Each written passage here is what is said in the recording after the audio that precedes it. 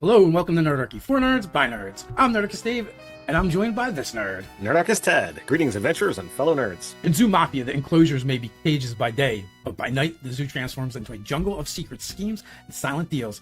It's the 1920s in Big City Zoo, where the animals run organized crime rackets right under the humans' unsuspecting noses. The cardinal rule, don't call it doing people stuff. So you can jump down in the description, you can find a link to the Kickstarter. We're going to one-day launch, as well as the Quickstart rules and the Linktree that to all things Zoo Mafia that Nerdarchist Ted has been so generous to create. So secrets are the currency of the streets, just as much as peanuts and favors. Forbidden knowledge, whispers of betrayal, covert alliances, and things better left buried can turn the tides of power inside the zoo's walls. But in a world where being found out means euthanasia, relocation, or worse, what would you risk to protect the truth? Loose lips, lose lives. The animal mobs will go to extreme lengths to protect their double lives, whether it's staging an accident to keep humans clueless or racing traders who threaten exposure. Loyalty to the silence is non-negotiable. We've played a number of Zoo Mafia campaigns, and there's only been a handful of times with human interactions to some extent. We had the one in the first game where we had to go to the school. We had a couple things where like we had to sneak past humans here and there. And then there was Blood Moonshine,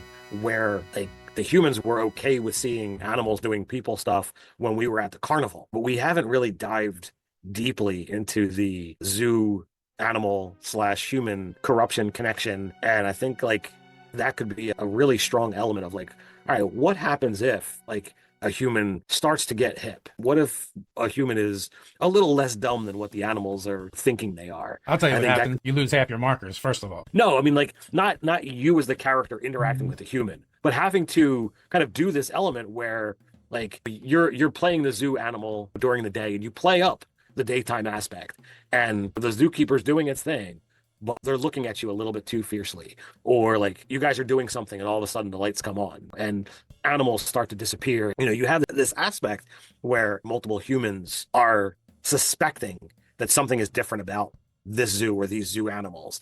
And I think that could be like a much different style of campaign than what we've run so far. We're trying to deal with this human that isn't just, oh, well, let's just shoot it and kill it. But you've got to find another way. I think that could be an interesting aspect to play. The opening line here, the animal mobs will go to extreme lengths to protect their double lives. I think you could just take the word mob out too, right? Because this is another aspect that we've kind of danced around as a concept that exists, but we haven't talked about it in the overarching world of Zoo Mafia, where not just the mobsters, but all the animals have this rule that we don't let the humans see us do people stuff. They're going wild. They may not be doing crime, but they still don't want the humans to catch up doing it. That would also make for a very, very interesting aspect of the campaign to kind of delve into, from the aspect of, like you said, the human is starting to catch on, or maybe one of the animals is like, hey, maybe we don't have to do it this way.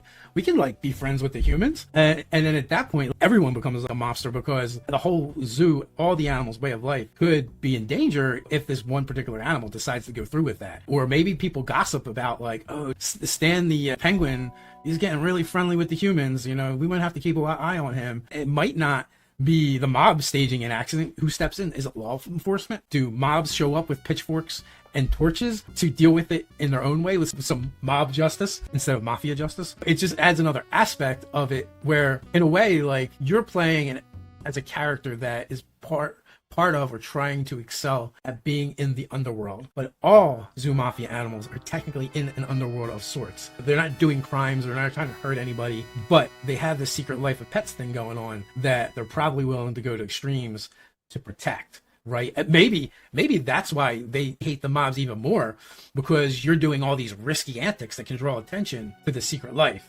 right? That could be a whole nother aspect of the campaign that you have to deal with. It's just another way at looking at things, another way to see how you can play the style of game. When you look at an RPG system, there's always a plethora of options.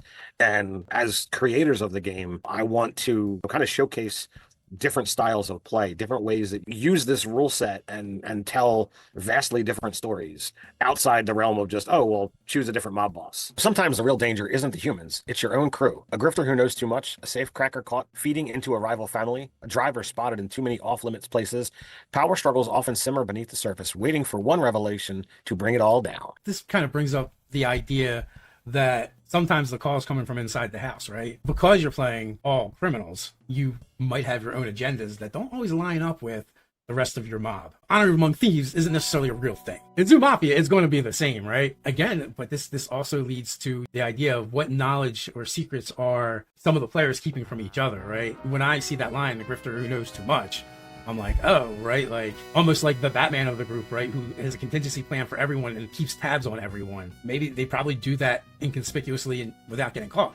But how would the rest of the mob feel if they knew the grifter kept a file on each and every one of them? A fun little thing to kind of play. When you've got a face character that's good at making connections and making deals and what have you, sometimes like it's like, that's our leader, they're the one in charge, we do what they say. And that's kind of how things have been for a lot of the campaigns, but not all of them. The game that I just ran with in Furton City, the goon was the one that was the one in charge, which I find absolutely hysterical. Like everybody looked to Tumbleweed for the answers. He would look to Jonas to make sure that everything is being done above board, who's the trained assassin. It's like utterly hysterical to see the top tier of control are the ones who are the primary damage dealers in a typical mob. I found that so amusing and different than a usual game. It's nice to see that breath of fresh air. And that just comes to the fact that there are different ways to lead, right? Absolutely. Arthur was an effective leader, not because he got out in front of everything and everyone, but because he knew what people to assign particular tasks to. When it comes to being tactful, he would defer to Jonas. If he needed someone that had information or was in the know when it came to society as a whole and people, well, he'd go to Sugar. If he wanted something blown up or opened, he would go to me, right? They all had different roles. And also, like, if someone needed to negotiate and talk, Tumbleweed would be like, well, this is what we're doing. Here's the plan.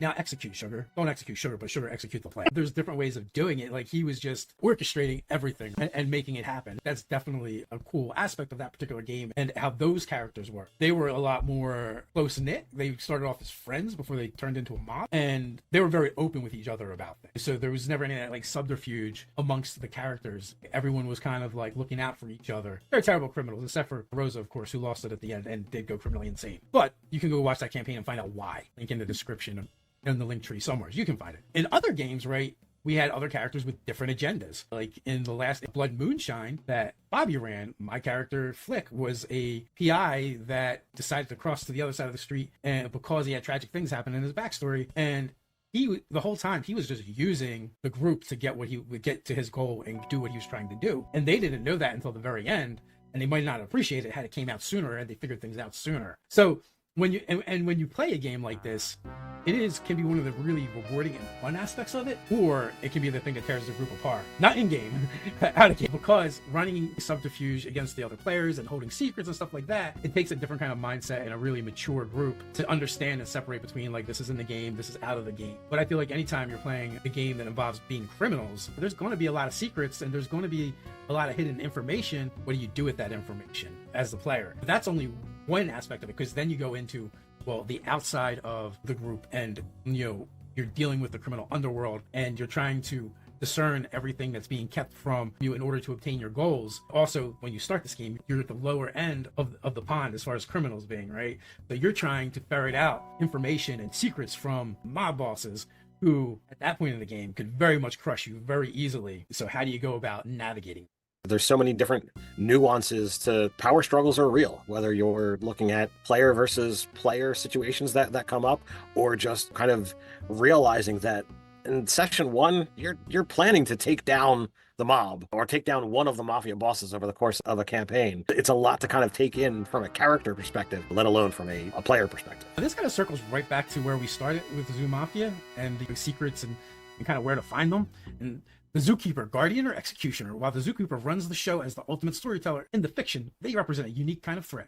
Sometimes an enforcer of silence, other times a suspicious observer whose curiosity just might put everything at risk. Is your zookeeper sniffing too close to the truth? The thing is, the game master in Zoo Mafia is the zookeeper, but also during the day, you're constantly dealing with zookeepers because they run the zoo and they keep things going. It begs the question of like, what happens if somebody gets too close? How do you handle it? Is attacking a human and killing it, does that mean you lose half your markers? It's still technically an interaction, but they're not able to spread it. It does give a little bit of a situation to kind of play with. You can always attack a human as an animal, as long as you don't do people stuff. It's legit. I mean, like, if I go pew pew and shoot the human, and a human winds up dying, then I lose half my markers? I think so. It's karma. That's how I look at it anyway. It's a karmatic effect Sure. that will weigh on the soul of the animal that does that, knowing that a human got too close to their secrets. But this is one of the like the in-game relationships that I would like to see developed more, and that is with the zookeeper, right? As you role playing as your animal and interacting with the human in the way that is expected for you to from the zookeepers, from the humans.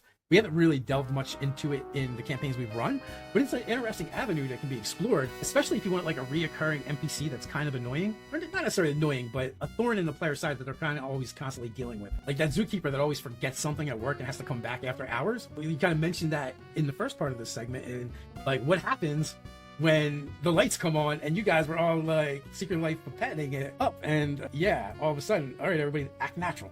Except for the problem is you're dressed in 3-piece suits and carrying a Tommy gun. And then like once it gets established that this is something that could happen, the players then might have to come up with things for their characters to do to kind of circumnavigate that, knowing that this is a potential problem, this is a potential threat that could happen anytime in a session, because they do have this one zookeeper that has no life outside of the zoo.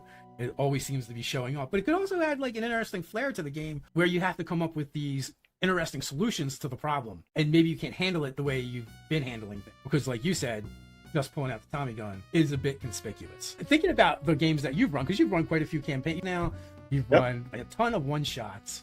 What are some ways you might start trying to use the zookeepers in the game? If I were to do this, like I feel like this would be the heavy arc. It would be the major scope right from session 1. I would play it very much like every episode. We're going to have a portion of the episode that's during the day. And it's not just, okay, you do your animal things and now it's nighttime. There would be things going on other than your one episode where we had to go to the school and act as animals to get the worm in the apple from the school. That was the informant. Anytime we ran a game where it was daytime, it was just kind of like, oh, you complete your long rest. We didn't role play what happens during the day. So I feel getting a structure of it's daytime and it's nighttime and there are daytime activities that have to be done, whether you want to or not, it's going to happen. I think that would be a very change of form and an interesting dynamic to play with.